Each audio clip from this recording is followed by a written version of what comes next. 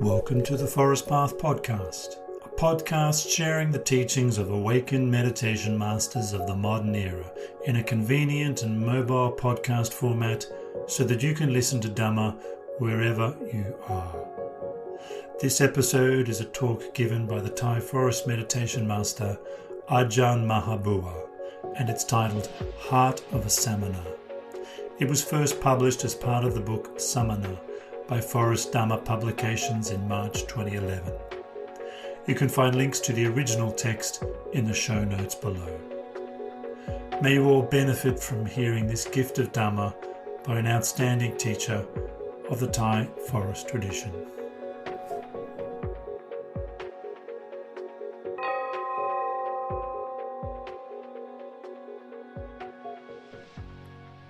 Heart of a Samana by Ajahn Maha Boowa. In the time of the Buddha, Samanas were revered for their asceticism.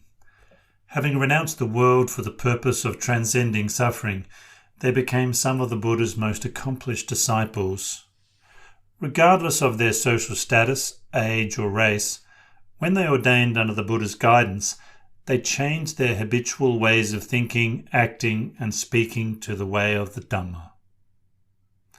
Casting the defilements aside, those disciples ceased to follow their lead from that moment on. With earnest effort, they directed all their energy towards purifying their hearts and cleansing them of the contamination created by the defilements. In essence, earnest effort is synonymous with the endeavour to maintain steady and continuous mindful awareness, always striving to keep a constant watch on the mind. When mindfulness oversees all our mental and emotional activities at all times in all postures, this is called right effort. Whether we're engaged in formal meditation practice or not, if we earnestly endeavour to keep our minds firmly focused on the present moment, we constantly offset the threat posed by the defilements. The defilements work tirelessly to churn out thoughts of the past and the future. This distracts the mind, drawing it away from the present moment and from the mindful awareness that maintains our effort. For this reason, we should not allow our minds to wander into worldly thoughts about the past or the future. Such thinking is invariably bound up with the defilements and thus hinders practice. Instead of following the tendency of the defilements to focus externally on the affairs of the world outside, we must focus internally and become aware of the mind's inner world. This is essential. Largely because they are not sufficiently resolute in applying basic principles of meditation, many practitioners fail to gain satisfactory results. If we simply focus attention on the presence of awareness in the mind without a meditation word to anchor us, the results are bound to be hit and miss. The mind's awareness is too subtle to give mindfulness a firm basis. So the mind soon strays into thinking and distraction, lured by the siren call of the defilements. Meditation practice then becomes patchy. At certain times it seems to progress smoothly, almost effortlessly, only to become suddenly and unexpectedly difficult. It falters, and all apparent progress disappears. With its confidence shaken, the mind is left floundering. However, if we use a meditation word as an anchor to solidly ground our mindfulness, then the mind is sure to attain a state of meditative calm and concentration in the shortest possible time. It will also have the means to maintain that calm state with ease. I am speaking here from personal experience. When I first began to meditate, my practice lacked a solid foundation. Since I had yet to discover the right method to look after my mind, my practice was in a state of constant flux. It would make steady progress for a while, only to decline rapidly and fall back to its original untutored condition. Due to the intense effort I exerted in the beginning, my mind succeeded in attaining a calm and concentrated state of samadhi. It felt as substantial and stable as a mountain. Still, lacking a suitable method for maintaining this state, I took it easy and rested on my achievement. That was when my practice suffered a decline. My practice began to deteriorate, but I didn't know how to reverse the decline. So I thought long and hard, trying to find a firm basis on which I could expect to stabilize my mind. Eventually, I came to the conclusion that mindfulness had deserted me because my fundamentals were wrong. I lacked a meditation word to act as a precise focus for my attention. I was forced to begin my practice anew. This time, I first drove a stake firmly into the ground and held tightly to it no matter what happened. That stake was Buddho, the recollection of the Buddha. I made the meditation word Buddho the sole object of my attention. I focused on the mental repetition of Buddho to the exclusion of everything else. Buddho became my sole objective as I made sure that mindfulness was always in control to direct the effort. All thoughts of progress or decline were put aside. I would let happen whatever was going to happen. I was determined not to indulge my old thought patterns, thinking about the past, when my practice was progressing nicely, and of how it collapsed, then thinking of the future, hoping that somehow, through a strong desire to succeed, my previous sense of contentment would return on its own. All the while, I had failed to create the condition that would bring the desired results. I merely wished to see improvement, only to be disappointed when it failed to materialize. For in truth, desire for success does not bring success. Only mindful effort will. This time I resolved that, no matter what occurred, I should just let it happen. Fretting about progress and decline was a sort of agitation, distracting me from the present moment and the work at hand. Only the mindful repetition of Buddho could prevent fluctuations in my meditation. It was paramount that I center the mind on awareness of the immediate present. Discursive thinking could not be allowed to disrupt concentration. To practice meditation earnestly, to attain an end to all suffering, you must be totally committed to the work at each successive stage of the path. Nothing less than total commitment will succeed. To experience the deepest levels of samadhi and achieve the most profound levels of wisdom, you cannot afford to be half-hearted and listless, forever wavering because you lack firm principles to guide your practice. Those without a firm commitment to the principles of practice can meditate their entire lives without gaining the proper results. In the initial stages of practice, you must find a stable object of meditation with which to anchor your mind. Don't just focus casually on an ambiguous object like the awareness that is always present in the mind. Without a specific object of attention to hold your mind, it will be almost impossible to keep your attention from wandering. This is a recipe for failure. In the end, you'll become disappointed and give up trying. When mindfulness loses its focus, the defilements rush in to drag your thoughts to a past long gone or a future yet to come. The mind becomes unstable and strays aimlessly over the mental landscape, never remaining still or contented for a moment. This is how practitioners lose ground while watching their meditation practice collapse. The only antidote is a single, uncomplicated focal point of attention, such as a meditation word or the breath. Choose one that seems most appropriate to you and focus steadfastly on that one object to the exclusion of everything else. Total commitment is essential to the task. My choice was Buddho meditation. From the moment I made my resolve, I kept my mind from straying from the repetition of Buddho. From the moment I awoke in the morning until I slept at night, I forced myself to think only of Buddho. At the same time, I ceased to be preoccupied with thoughts of progress and decline. If my meditation made progress, it would do so with Buddho. If it declined, it would go down with Buddho. In either case, Buddho was my sole preoccupation. All other concerns were irrelevant. Maintaining such single-minded concentration is not an easy task.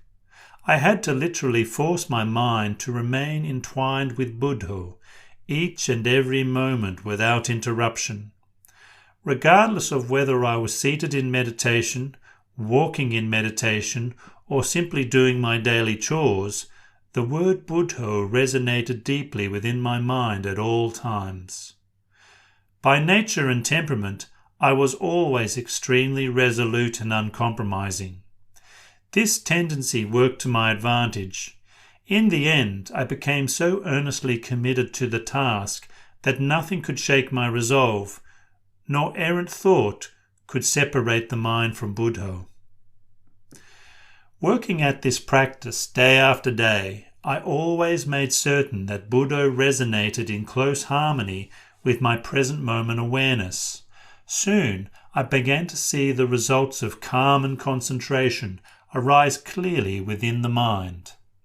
At that stage, I began to see the very subtle and refined nature of the mind. The longer I internalized Buddho, the more subtle the mind became, until eventually the subtlety of Buddho and the subtlety of the mind melded into one another and became one and the same essence of knowing. I could not separate Buddho from the mind's subtle nature. Try as I might, I could no longer make the word Buddho appear in my mind. Through diligence and perseverance, Buddho had become so closely unified with the mind that Buddho itself no longer appeared within my awareness. The mind had become so calm and still, so profoundly subtle, that nothing, not even Buddho, resonated there. When this took place, I felt bewildered. I had predicated my whole practice on holding steadfastly to Buddho. Now that Buddho was no longer apparent, where would I focus my attention? Up to this point, Buddho had been my mainstay. Now it had disappeared. No matter how hard I tried to recover this focus, it was lost. I was in a quandary. All that remained in the mind was a pure and simple awareness, bright and clear. There was nothing concrete within that awareness to latch onto. I realized then that nothing invades the mind's sphere of awareness when consciousness, its knowing presence, reaches such a profound and subtle condition. I was left with only one choice.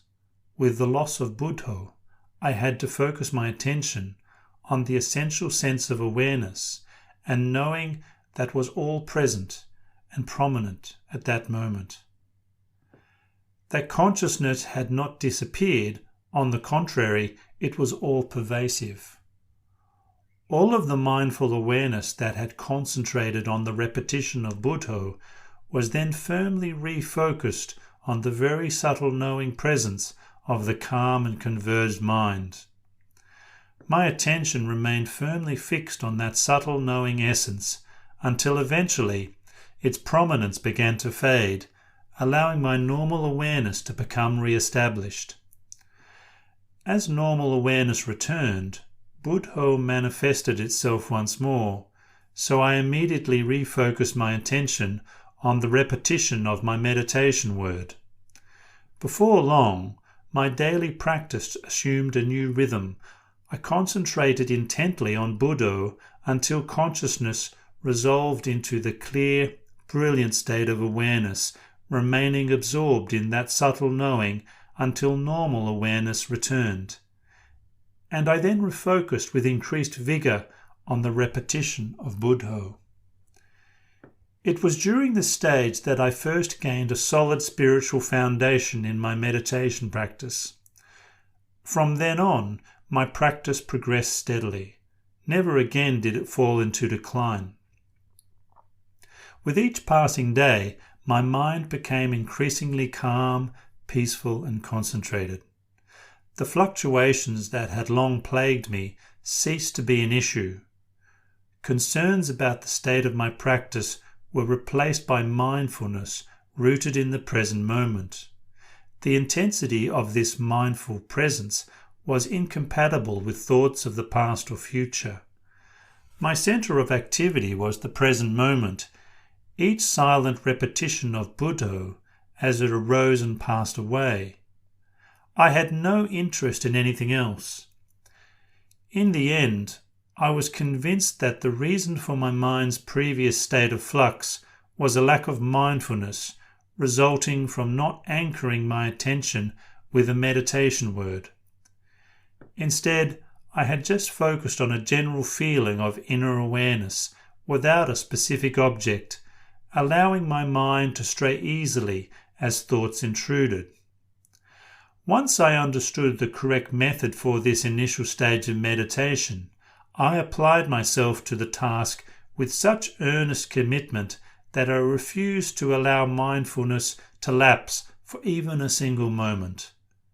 Beginning in the morning when I awoke and continuing into night until I fell asleep, I was consciously aware of my meditation at each and every moment of my waking hours. It was a difficult ordeal, requiring the utmost concentration and perseverance. I couldn't afford to let down my guard and relax even for a moment. Being so intently concentrated on the internalization of Buddho, I hardly noticed what went on around me. My normal daily interactions passed by in a blur, but Buddho was always sharply in focus. My commitment to the meditation word was total. With this firm foundation to bolster my practice, mental calm and concentration became so unshakable that they felt as solid and unyielding as a mountain. Eventually, this rock-solid condition of the mind became the primary point of focus for mindfulness. As the mind steadily gained greater inner stability, resulting in a higher degree of integration, the meditation word Buddho gradually faded from awareness, leaving the calm and concentrated state of the mind's essential nature to be perceived prominently on its own. By that stage, the mind had advanced to samadhi, an intense state of focused awareness, assuming a life of its own, independent of any meditation technique. Fully calm and unified, the knowing presence itself became the sole focus of attention, a condition of mind so prominent and powerful that nothing can arise to dislodge it. This is known as the mind being in a state of continuous samadhi. In other words, the mind is samadhi. Both are one and the same. Speaking in terms of the deeper levels of meditation practice, a fundamental difference exists between a state of meditative calm and the samadhi state. When the mind converges and drops into a calm, concentrated state to remain for a period of time before withdrawing to normal consciousness, this is known as meditative calm. The calm and concentration are temporary conditions that last while the mind remains fixed in that peaceful state. As normal consciousness returns, these extraordinary conditions gradually dissipate. However, as we become more adept at this practice, entering into and withdrawing from a calm, unified state over and over again, the mind begins to build a solid inner foundation. When this foundation becomes unshakable in all circumstances, the mind is known to be in a state of continuous samadhi. Then, even when the mind withdraws from meditative calm, it still feels solid and compact, as though nothing can disturb its inward focus. The mind that is continuously unified in samadhi is always even and unperturbed. It feels completely satiated. Because of the very compact and concentrated sense of inner unity, everyday thoughts and emotions no longer make an impact. In such a state, the mind has no desire to think about anything. Completely peaceful and content within itself. Nothing is felt to be lacking. In such a state of continuous calm and concentration, the mind becomes very powerful. While the mind was previously hungry to experience thoughts and emotions, it now shuns them as a nuisance. Before, it was so agitated that it couldn't stop thinking and imagining, even if it wanted to. Now, with samadhi as its habitual condition, the mind feels no desire to think about anything. It views thoughts as an unwanted disturbance. When the mind's awareness stands out prominently all the time, the mind is so inwardly concentrated that it tolerates no disturbance. Because of this sublime tranquility and the tendency of samadhi to lull the mind into this state of serene satisfaction, those whose minds have attained continuous samadhi tend to become strongly attached to it. This remains so until one reaches the level of practice where wisdom prevails and the results become even more satisfying. From that point on, I accelerated my efforts. It was at that time that I began sitting in meditation all night long, from dusk until dawn. While sitting one night, I started focusing inward as usual. Because it had already developed a good, strong foundation, the mind easily entered into samadhi. So long as the mind rested there calmly, it remained unaware of external bodily feelings. But when I withdrew from samadhi many hours later, I began to experience them in full. Eventually, my body was so racked by severe pain that I could hardly cope. The mind was suddenly unnerved, and its good, strong foundation completely collapsed. The entire body was filled with such excruciating pain that it quivered all over. Thus began the bout of hand-to-hand combat that gave me insight into an important meditation technique. Until the unexpected appearance of such severe pain, I had not thought of trying to sit all night. I had never made a resolution of that kind. I was simply practicing seated meditation as I normally did, but when the pain began to overwhelm me, I thought, "Hey, what's going on here? I must make every effort to figure out this pain tonight." So I made the solemn resolve that no matter what happened, I would not get up from my seat until the dawn of the next day. I was determined to investigate the nature of pain until I understood it clearly and distinctly. I would have to dig deep. But, if need be, I was willing to die in order to find out the truth about pain. Wisdom began to tackle this problem in earnest. Before I found myself cornered like that with no way out, I never imagined that wisdom could be so sharp and incisive. It went to work, relentlessly whirling around as it probed into the source of the pain, with the determination of a warrior who never retreats or accepts defeat. This experience convinced me that in moments of real crisis, wisdom arises to meet the challenge. We are not fated to be ignorant forever. When truly backed into a corner, we are bound to be able to find a way to help ourselves. It happened to me that night. When I was cornered and overwhelmed by severe pain, mindfulness and wisdom just dug into the painful feelings. The pain began as hot flashes along the backs of my hands and feet, but that was really quite mild. When it arose in full force, the entire body was ablaze with pain. All the bones and the joints connecting them were like fuel feeding the fire that engulfed the body.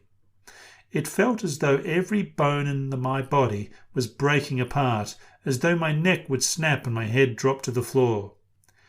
When all parts of the body hurt at once, the pain is so intense that one doesn't know how to begin stemming the tide long enough just to breathe. This crisis left mindfulness and wisdom with no alternative but to dig deep into the pain, searching for the exact spot where it felt most severe. Mindfulness and wisdom probed and investigated right where the pain was greatest, trying to isolate it so as to see it clearly. Where does this pain originate? Who suffers the pain? They asked these questions of each bodily part and found that each one of them remained in keeping with its own intrinsic nature. The skin was skin, the flesh was flesh, the tendons were tendons, and so forth. They had been so from the day of birth. Pain, on the other hand, is something that comes and goes periodically. It's not always there in the same way that flesh and skin are. Ordinarily, the pain and the body appear to be all bound up together, but are they really? Focusing inward, I could see that each part of the body was a physical reality. What is real stays that way. As I searched the mass of bodily pain, I saw that one point was more severe than all the others. If pain and body are one, and all parts of the body are equally real, then why was the pain stronger in one part than in another? So I tried to separate out and isolate each aspect. At that point in the investigation, mindfulness and wisdom were indispensable. They had to sweep through the areas that hurt and then whirl around the most intense ones, always working to separate the feeling from the body. Having observed the body, they quickly shifted their attention to the pain, then to the mind. These three, body, pain, and mind, are the major principles in this investigation. Although the bodily pain was obviously very strong, I could see that the mind was calm and unafflicted. No matter how much discomfort the body suffered, the mind was not distressed or agitated. This intrigued me. Normally, the defilements join forces with pain, and this alliance causes the mind to be disturbed by the body's suffering. This prompted wisdom to probe into the nature of the body, the nature of pain, and the nature of the mind until all three were perceived clearly as separate realities, each true in its own natural sphere. I saw clearly that it was the mind that defined feeling as being painful and unpleasant. Otherwise, pain was merely a natural phenomenon that occurred. It was not an integral part of the body, nor was it intrinsic to the mind. As soon as this principle became absolutely clear, the pain vanished in an instant. At that moment, the body was simply the body, a separate reality on its own. Pain was simply feeling, and in a flash, that feeling vanished straight into the mind. As soon as the pain vanished into the mind knew that the pain had disappeared. It just vanished without a trace. In addition, the entire physical body vanished from awareness. At that moment, I was not consciously aware of the body at all. Only a simple and harmonious awareness remained, alone on its own. That's all. The mind was so exceedingly refined as to be indescribable. It simply knew. A profoundly subtle inner state of awareness pervaded. The body had completely disappeared. Although my physical form still sat in meditation, I was completely unconscious of it. The pain too had disappeared. No physical feelings were left at all. Only the mind's essential awareness remained. All thinking had stopped. The mind was not forming a single thought. When thinking ceases, not the slightest movement disturbs the inner stillness. Unwavering, the mind remains firmly fixed in its own solitude. Due to the power of mindfulness and wisdom, the hot, searing pain that afflicted my body had vanished completely. Even my body had disappeared from consciousness. The knowing presence existed alone, as though suspended in mid-air. It was totally empty, but at the same time vibrantly aware. Because the physical elements did not interact with it, the mind had no sense that the body existed. This knowing presence was a pure and solitary awareness that was not connected to anything whatsoever. It was awesome, majestic, and truly magnificent. It was an incredibly amazing experience.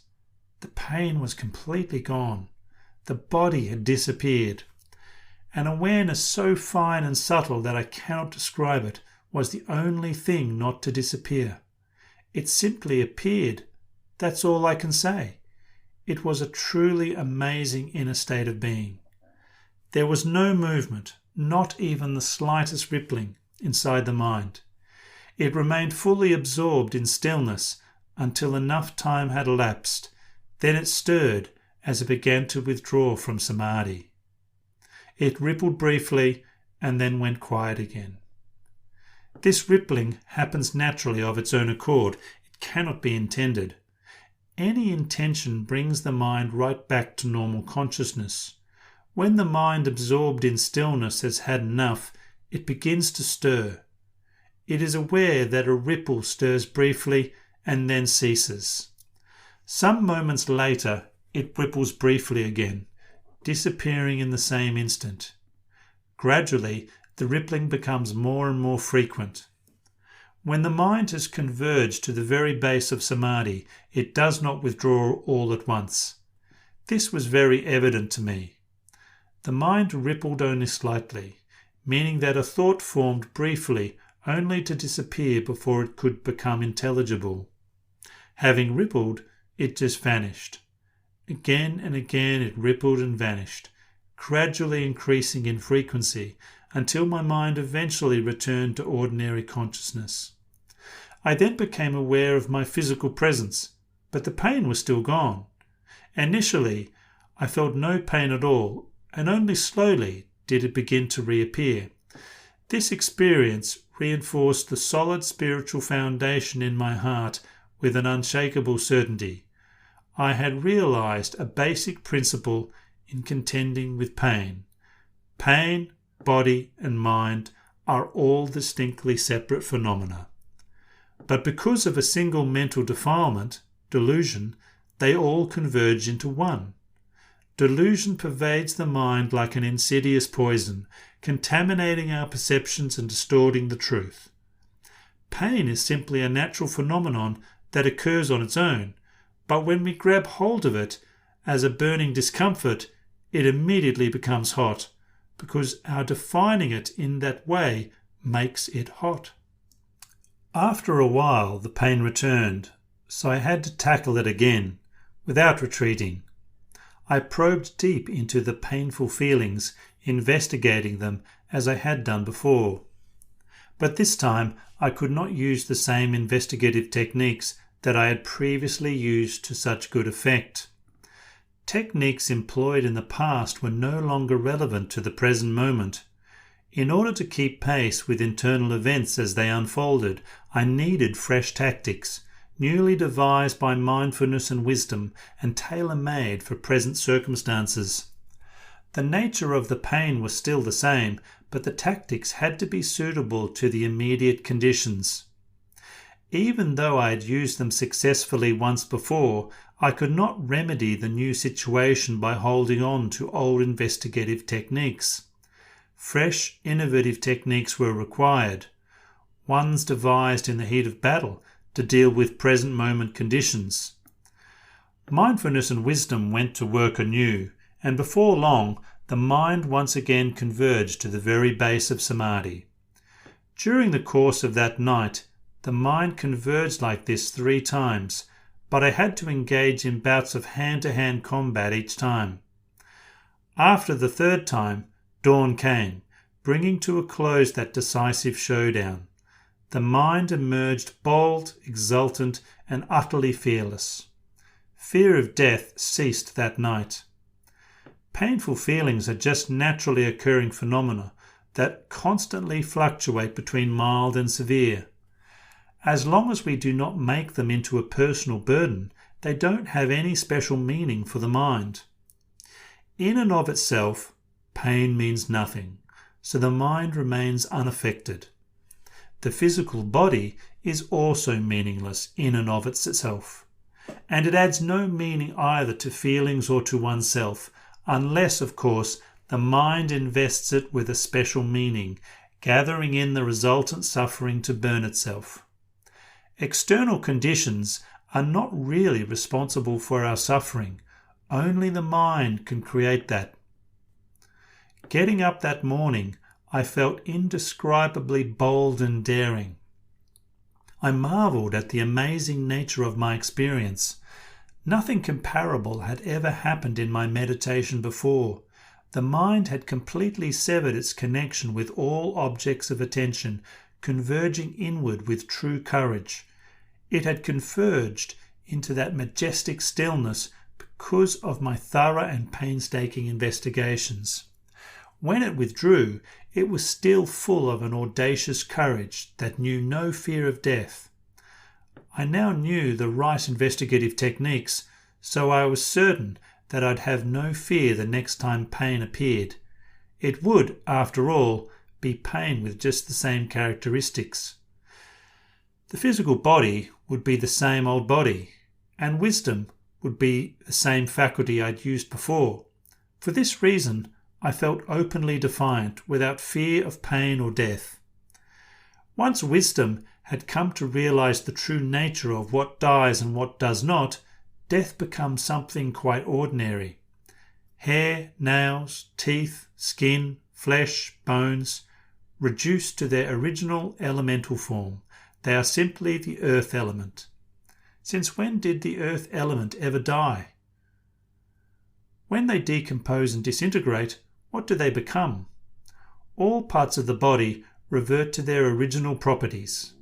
The earth and water elements revert to their original properties, as do the wind and fire elements. Nothing is annihilated. Those elements have simply come together to form a lump in which the mind then takes up residence. The mind, the great master of delusion, comes in and animates it, and then carries the entire burden by making a self-identity out of it. This is me. This belongs to me. Reserving the whole mass for itself, the mind accumulates endless amounts of pain and suffering, burning itself with its own false assumptions. The mind itself is the real culprit, not the lump of physical elements. The body is not some hostile entity whose constant fluctuations threaten our well-being. It is a separate reality that changes naturally according to its own inherent conditions. Only when we make false assumptions about it does it become a burden we must carry. That is precisely why we suffer from bodily pain and discomfort. The physical body does not produce suffering for us. We ourselves produce it. Thus I saw clearly that no external conditions can cause us to suffer. We are the ones who misconceive things, and that misconception creates the blaze of pain that troubles our hearts. I understood clearly that nothing dies. The mind certainly doesn't die. In fact, it becomes more pronounced. The more fully we investigate the four elements, breaking them down to their original properties, the more distinctly pronounced the mind appears. So where is death to be found? And what is it that dies?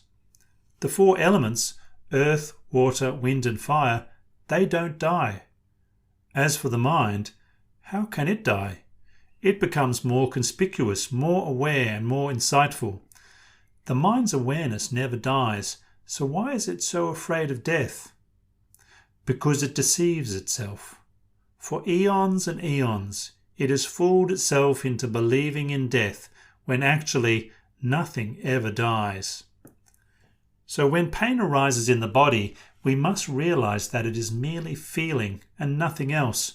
Don't define it in personal terms and assume that it is something happening to you. Pains have afflicted your body since the day you were born. The pain that you experienced at the moment you emerged from your mother's womb was excruciating. Only by surviving such torment are human beings born. Pain has been there from the very beginning and is not about to reverse course or alter its character. Bodily pain always exhibits the same basic characteristics. Having arisen, it remains briefly and then ceases. Arising, remaining briefly, ceasing. That's all there is to it. Investigate painful feelings arising in the body so as to see them clearly for what they are. The body itself is merely a physical form, the physical reality you have known since birth, but when you believe that you are your body and your body hurts, then you are in pain. Being equated, body, pain, and the awareness that perceives them then converge into one, your painful body. Physical pain arises due to some bodily malfunction. It arises dependent on some aspect of the body, but it is not itself a physical phenomenon. Awareness of both body and feelings is dependent on the mind, the one who knows them. But when the one who's aware of them knows them falsely, then concern about the physical cause of the pain and its apparent intensity cause emotional pain to arise. Pain not only hurts, but it indicates that there is something wrong with you, your body. Unless you can separate out these three distinct realities, physical pain will always cause emotional distress. The body is merely a physical phenomenon. We can believe whatever we like about it, but that will not alter fundamental principles of truth. Physical existence is one such fundamental truth. 4 elemental properties, earth, water, wind, and fire, gather together in a certain configuration to form what is called a person. This physical presence may be identified as a man or a woman and be given a specific name and social status, but essentially it is just a physical heap. Lumped together, all the constituent parts form a human body, a distinct physical reality, and each separate part is an integral part of that one fundamental reality. The 4 elements join together in many different ways. In the human body we speak of the skin, the flesh, the tendons, the bones, and so forth, but don't be fooled into thinking of them as separate realities simply because they have different names. See them all as one essential reality, the physical heap. As for the heap of feelings, they exist in their own sphere. They are not part of the physical body. The body isn't feeling either. It has no direct part in physical pain. These 2 heaps, body and feeling, are more prominent than the heaps of memory, thought, and consciousness which, because they vanish as soon as they arise, are far more difficult to see. Feelings, on the other hand, remain briefly before they vanish. This causes them to stand out, making them easier to isolate during meditation. Focus directly on painful feelings when they arise and strive to understand their true nature. Confront the challenge head on. Don't try to avoid the pain by focusing your attention elsewhere, and resist any temptation to wish for the pain to go away. The purpose of the investigation must be a search for true understanding. The neutralization of pain is merely a byproduct of the clear understanding of the principles of truth. It cannot be taken as the primary objective. That will only create the conditions for greater emotional stress when the relief one wishes for fails to materialize. Stoic endurance in the face of intense pain will not succeed either, nor will concentrating single-mindedly on pain to the exclusion of the body and the mind. In order to achieve the proper results, all 3 factors must be included in the investigation. The investigation must always be direct and purposeful. The Lord Buddha, the great Samana, taught us to investigate with the aim of seeing the noble truth of suffering, that all pain is simply a phenomenon that arises, remains briefly, and then vanishes. Don't become entangled in it. Don't view the pain in personal terms, as an inseparable part of who you are, for that runs counter to pain's true nature. Such a view undermines the techniques used to investigate pain, preventing wisdom from knowing the reality of feelings. Don't create a problem for yourself where none exists. See the noble truth of suffering as it arises in each moment of pain, observing the feeling as it remains briefly and vanishes. That's all there is to pain.